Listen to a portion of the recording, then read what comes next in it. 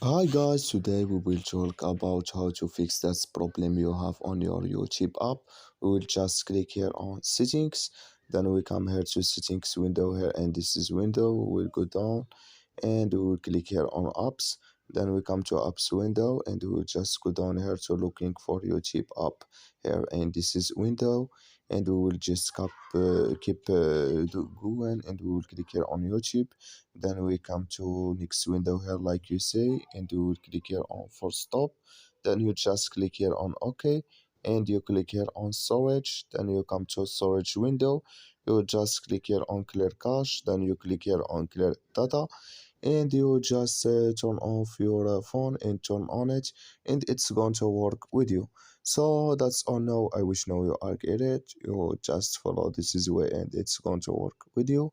Thank you for your watching. Don't forget to support us by like and subscribe, and see you in next video.